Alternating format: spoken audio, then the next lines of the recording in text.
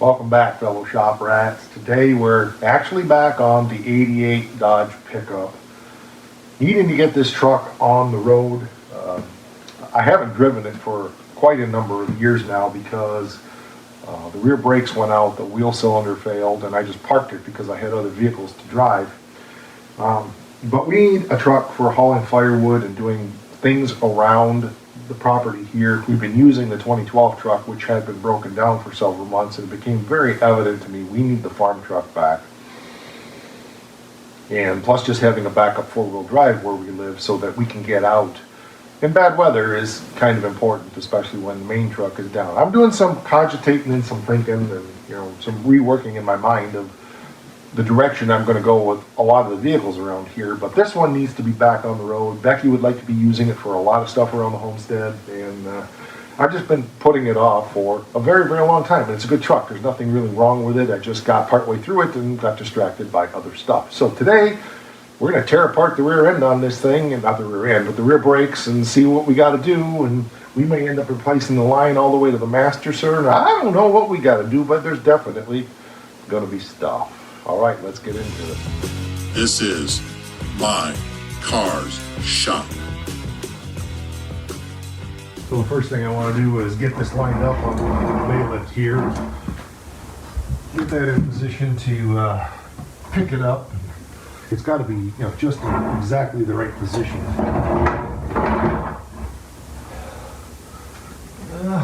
There-ish. All right, that'll work. I think I forgot to pump up the compressor. Dang it, one of you guys grab that for me, please? Another piece of equipment that I keep neglecting. I need to spend some time on, but it works. I enjoy having it, even though it's kind of a pain in the neck.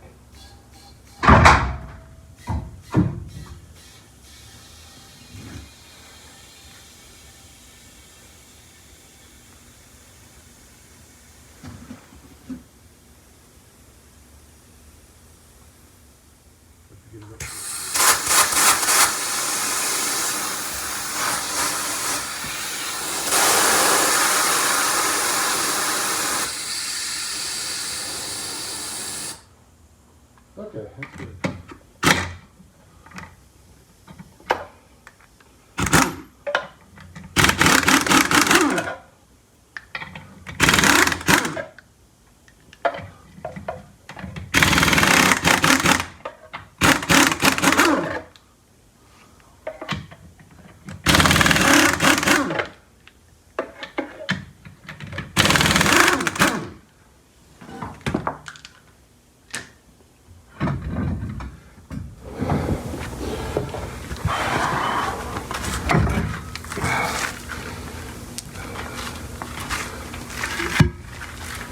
Drums are shot, shoes are shot, must be the wheel cylinder on the other side that's shot. This thing's drier than a popcorn fart. So I think we'll go around to the other side, lather, rinse, and repeat, and see what we look like over there. I know I have a set of drums and I have some shoes upstairs. Alright, I got the other side tore apart, and I think it's the wheel cylinder on that side that's leaking. I did just throw some brake fluid in it and just pump the pedal, and I'm just seeing if we have any spots where we're leaking brake fluid other than that, because you never know from sitting so long what could have happened to this thing. I've been through this stuff many times, a couple times before. I've had this truck a super long time, and my father-in-law owned it before we had it, so maybe there's brake fluid leaking right there. I better check that. Hold on. Nope, it's not. So I think the place to start is just here and get going on tearing all of this apart. I'll go upstairs and get the brake parts, and we'll get this one thrown together. We'll get the bleeder broke loose, make sure everything's good. Looks like we have a couple broken springs, so I'll have to dig out a hardware kit or 3. But yeah, we'll get her fixed up. I should have enough stuff around to be able to do this. Like I said, I got drums and shoes, so we should be good.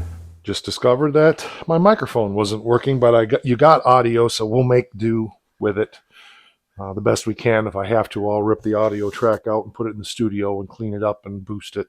But anyway, I went upstairs. I got the shoes and the drums. These are off of actually the conversion van that we used to have. We were taking a long trip, and I decided to go ahead and put brakes all the way around on that truck, and they're not great, but for as little as we use this truck, they're going to last a long time. So there's not a whole lot of shoe here left, and if one of these is better, we'll use it, but I don't think we're going to find anything better here. But we'll see. We'll just pick and choose. So I got to find a hardware kit. I'm probably just going to eliminate the parking brake and keep it simple. Self-adjuster I don't really care about. Obviously, we need to be able to adjust them, but again, it's a farm truck, so we're not taking long trips with this or anything at this point. If we change the use of the vehicle, we'll change how we're putting it together, but the goal is to just get brakes. So I got to go get my brake tools and take all this apart, and we even do the right thing here with these. They're really rusty from sitting around, so we're not going to take them and get them turned. We're just going to clean them up the old-fashioned way. Okay, so I went over and got my specialty tools. This is one of the spring removal tools. This is another one. I don't use this one as much for removing as I do installing. And then this is the hold down removal tool. Stuff I've had forever. Probably some of this I've had for 30 years, maybe even 40 years. But anyway, see what we're going to need to replace here and what we can reuse. I know one of the hold downs over here is, the spring is here. The retainer is rusted, so it popped off. And that's fine. We can put a new retainer on as long as the spring is good. I'm not going to waste money going up and buying new. This tool is my favorite one right here for taking these springs off. 100%. It's just so nice and easy. And of course, it's going to make a liar out of me now. Just rolls them off of there so nice. I've always been to bend it and put a little more crank in it, but then that would screw it up for the other way it's supposed to work, which is for putting them back on like this. So, all right, let's see. We'll talk about drum brake theory here in just a minute, how they work, how they go together, stuff like that for people who don't know. And this is going to take a little bit to get these off of here, so there we go. Okay, the only other thing we got is this parking brake needs to come out. Okay. All right. So let's look at our adjuster, get that freed up, check out our springs, and go from there. All right. We're good. It's just tipping a little on the hoist. So I'm going to see if we can get this bleeder loose. I got the socket on there, and for lucky, I'll be dipped. It did come loose. Whew. Very good. Excellent. I'm going to go ahead and take that out and make sure it's clear. Like I said, I've gone through the brakes on this before. So it's no surprise that stuff is actually not too bad. But it's been sitting in the weeds for a long time. I'm trying to remember when the brakes went out. Where we were living. I don't think we were living. Well, we might have been living here. We might have been. Yeah, this bleeder's plugged. So we got to get that cleaned up. But now it can gravity bleed a little bit to this wheel anyway while we're working on things. So that's good. And I'm wondering if I'm seeing a wet brake line over there. Maybe the brake line from the block here over. I know I replaced this one. I can see that I did that. But I'm wondering if the one on the other side needs to be replaced. So we'll take a look at that. Something I do also is just the tiniest little bit of anti-seize on these, which is probably why I got it loose. Doesn't take much. You don't want to contaminate your brake fluid or anything, but I like to just put a little teeny bit of that anti-seize on those threads. So good. And I think this is the good wheel cylinder here, so we don't have to worry about taking this one off now. We're going to be able to bleed it. Okay, good. It's loose. We can get our suction out if we have to. So we got to find some hardware now. So we got our shoes. Make sure we got the primary and secondary right. Okay, so just a note on this. The primary shoe is the forward shoe. It's always smaller. The secondary shoe is the back shoe. It's always bigger. Okay, and the reason for that is because on forward motion, The primary shoe's job is actually to activate the secondary shoe. So if you look at this, when the wheel is turning, okay, and you step on the brake and this spreads out, what happens is this wedges against the drum and uses the rotation action of the drum to push this down like this, and then that pushes this brake against the drum. So it rotates like this and it jams it against the drum and uses the rotation of the drum itself to make the brakes more effective and work harder. So that's how drum brakes work. So the primary shoe is the smaller one. I remember this from years ago. I taught myself primary's puny. Always goes to the front because it is the activator shoe. The one that does the actual braking is the secondary shoe. Not that the front one doesn't do some, but boom, and it wedges against that drum because of the rotation. That's why when you go backwards, your brakes don't work as well. Ha! Didn't know that, did you? So, anywho, that's a little brake lesson for today. From years of doing brake jobs, I always take all the extra bits and throw them in a box for situations like this. My box is actually getting low. I've used a lot of this stuff up over the years, but there's all kinds of brake hardware, retainers, stuff like that in here. So whenever I do a brake job, and I've done thousands of them over the years, anything that's left, even if it's takeoff hardware that we put a new hardware kit in somebody's car, let's say, I still kept the old stuff if it was decent, because you just never know when you're going to need it for stuff like this. Like this is a GM spring. Probably never use that, but I have it if we want it and need it. Okay, so that pin is just a bit shorter. Let's see if this retainer will work on this pin. It will. Okay, good. So we'll use the original pin. How's this one look? Not bad, not great. Let's see if it's the same length as the replacement one here. It actually is, so we could potentially use this one on the back. This one's a little dodgy, pretty rusty, so we'll see. But we only need one of these because the other one was still good. So that should work well. It does. Yep. Okay. So we'll use the old pin on the new retainer, and we'll use the new pin on the old retainer. Perfect. All right, let's get those babies on there. I think, I'm trying to remember. Gonna look at this. Oh yeah, that's why. Because, why is that pin longer on the front? Shouldn't be. Should be the back one that's longer. Huh. Oh no, that's not. Okay, I get it. Yep. Doesn't make sense to me. I got to think about that. Let me go look at the other side and see why this pin's longer. I'm wondering if it's the wrong pin. It might be. In that case, we'll use two new pins. And just like that, I replaced the one spring. We got everything sort of cleaned up. The crossbar is in there for the emergency brake, which we're not going to use. I don't have the cable to run around for the self-adjuster. It was broke. We're not going to worry about that. We'll just adjust it manually. So the drum slips on there nicely now, so we can get the drum cleaned up and get this side buttoned up and then get around to the other side. So let's get that drum cleaned up and then we'll get it rough adjusted and call it good. My adjustment, oh, actually the rubber things are still in there for the adjusters. Cool. Which means I got to dig around and find my adjuster spoon because I have one of those too somewhere. And there we go. All back together again. Rough adjusted, good to go. Bleeder's loose. So let's go around to the other side now, lather, rinse, and repeat. And we got a wheel cylinder to change on that side. So that's going to be just a joy. That's exactly what I figured would happen.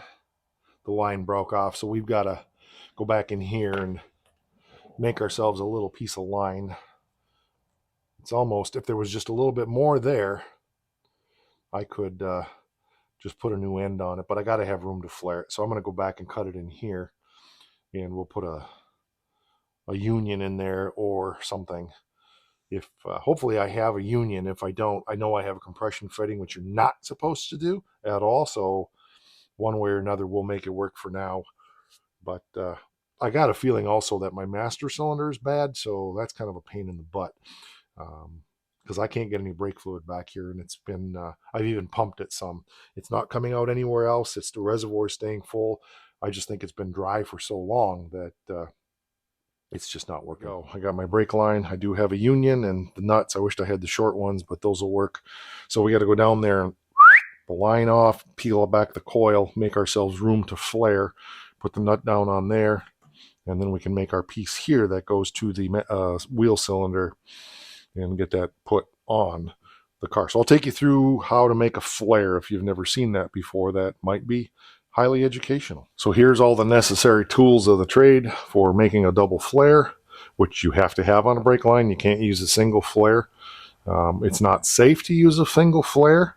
So I'm not even sure if it's legal to use a single flare. And then, of course, I got my good snap-on cutter. And just so you can see what a double flare is, you take the tube and you put it in the tool up at the right height here, okay? And then you take a die and you squish it so it's got like a tunk, tunk, tunk, tunk. And so that folds it over like a little V like this. And then you take your final tool and then you push that down inside. So it's literally taking that brake line, folding it like this, and then pushing it down inside, so it's double strength. All right, we got the first one flared. I didn't show you that one because it was a bugger. I got to trim off my spring yet, but it's going to work good. So now we'll make our little next one. I want to put the wheel cylinder in so I can get a feel for exactly how long I need or want to make that one. So, yoo-hoo. Cut myself a piece of line extra long so I can get one end flared. And then we'll get it bent and we'll determine the length we need. So let me set the camera up in the stand and we'll show you flaring the tool, or show you the flare. Yeah, we're going to flare the line is what I'm saying. Okay, so hopefully you can see this all right. So I'm taking my tool, putting my line through it a little bit. I'm not worrying about putting the nut on yet. Normally you want to make sure your nut is on, but because I'm open-ended on both ends, I don't need to worry about it.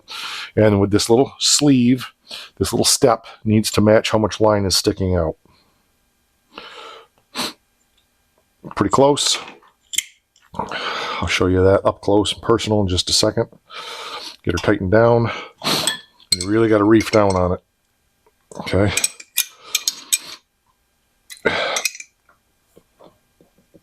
Okay. So if you can see this, that's kind of hard to see. There you go. The step on that matches about the amount of that line is sticking out. So that's what you need to do.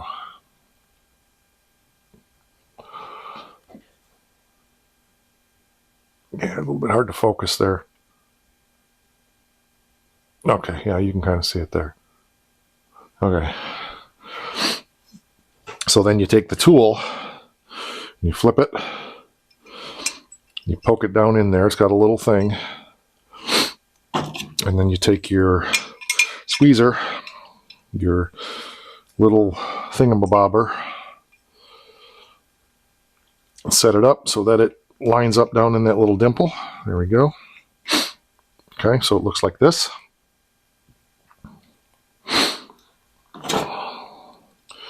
And then you take her and you reef her down to make that first little bellows, I call it. Okay, once that tool bottom's out against the clamp, you're done. Okay, so then you're done with your die, and you can put it away. And if you see, you can see how that's kind of swedged down in there. So it's starting that first fold, or it's made that first fold. Then you take your tool again, without the die, because you don't want to die. Okay, just like that. And tighten her down. Nice, get a good flare on it.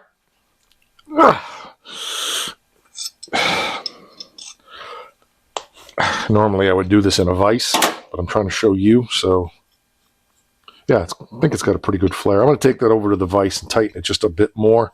I feel like it needs just a little more flare. Okay, so what do we got? Take this out and show you.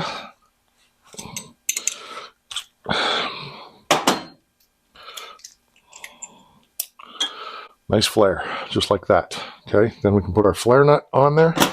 Wherever the heck that went, I don't know.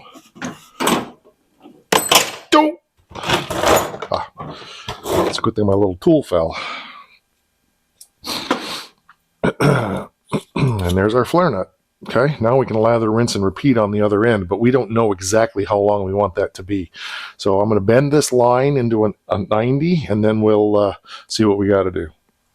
Okay, so the trick is, again, to cut this and leave myself enough room for the tool and the nut. And I think I've got my mark here where it needs to be. So we're going to try it and hope for the best. Boy, it's going to be pretty close.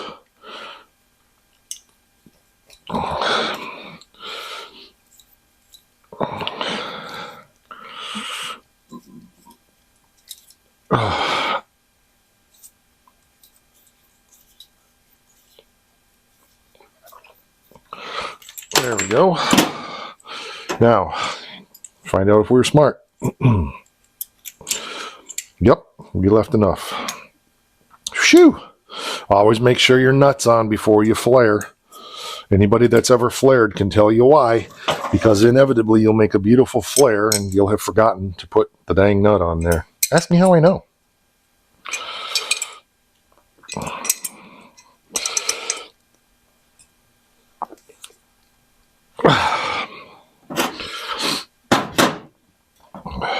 Where is my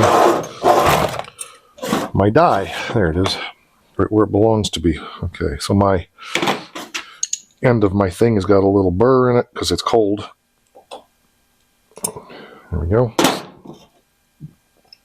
Can't get my thing. There we go. Couldn't get my little thing in there. But now we did. And we lather, rinse, repeat.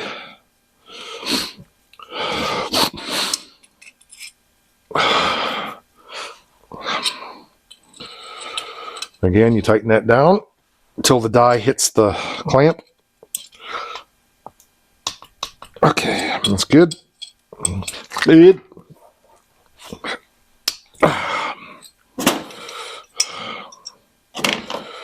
Got my little bellows.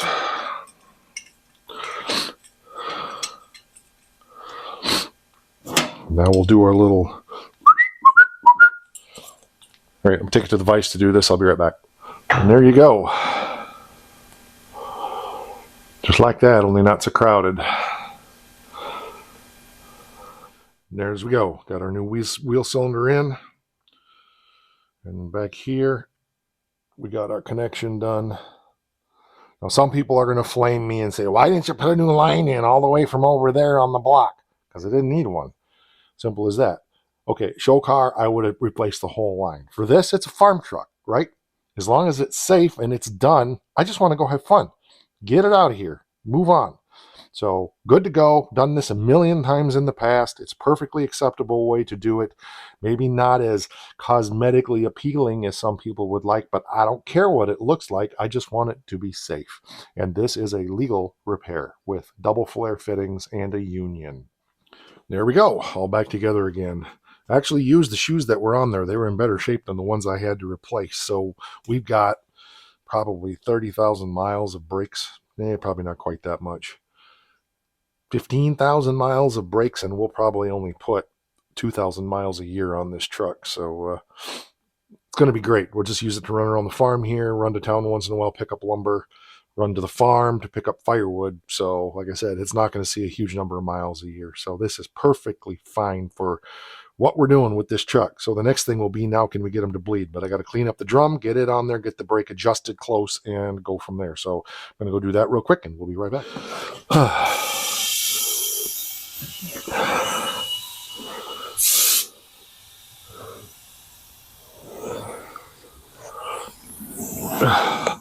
Compressor's not pumped up enough.